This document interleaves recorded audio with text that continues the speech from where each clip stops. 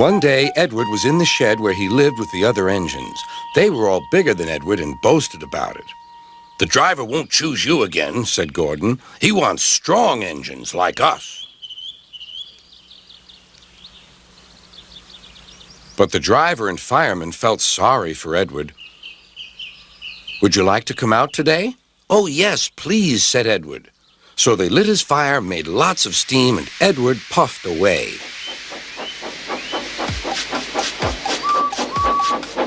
The other engines were very cross at being left behind.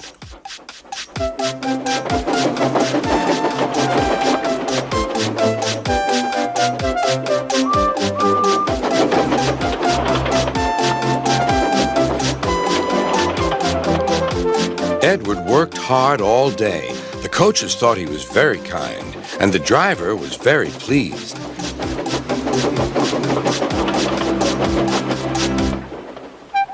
"I'm going out again tomorrow," Edward told the other engines that night.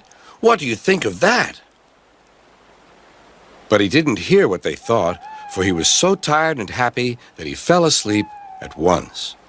Next morning, Edward woke up to find nothing had changed. Gordon was still boasting. "You watch me, little Edward, as I rush through with the express. That will be a splendid sight for you." "Goodbye, little Edward. Look out for me this afternoon."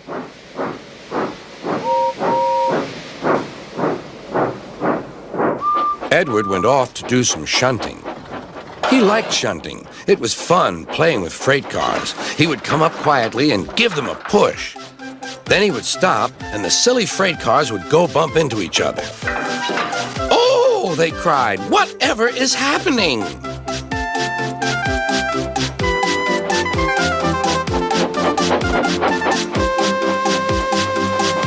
Edward played till there were no more freight cars. Then he stopped to rest. Presently, he heard a whistle.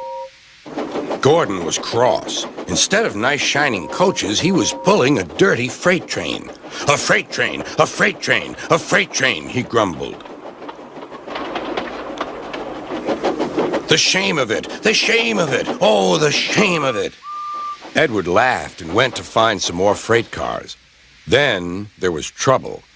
"Gordon can't get up the hill," the porter called to Edward's driver. "Will you take Edward and push him, please?" They found Gordon halfway up and very cross. His driver and fireman were talking to him severely. "You're not trying." "I can't do it," said Gordon. "The noisy freight cars hold an engine back so." Edward's driver came up. "We've come to push." "No use at all," said Gordon. "You wait and see," replied Edward's driver. They brought the train back to the bottom of the hill.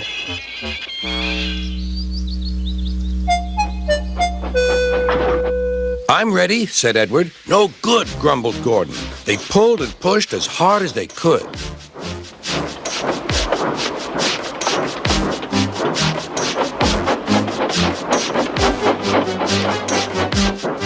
"I can't do it! I can't do it! I can't do it!" puffed Gordon. "I will do it! I will do it! I will do it!" puffed Edward. Edward pushed and puffed and puffed and pushed as hard as ever he could. And almost before he realized it, Gordon found himself at the top of the hill. "I've done it! I've done it! I've done it!" he said proudly. He forgot all about kind Edward and didn't say thank you. Edward was left out of breath and far behind, but he was happy because he had been so helpful. At the next station, he found that the driver and fireman were very pleased with him. The fireman gave him a nice long drink, and the driver said, "I'll get out my paint tomorrow and give you a beautiful coat of blue with red stripes. Then you'll be the smartest engine in the shed."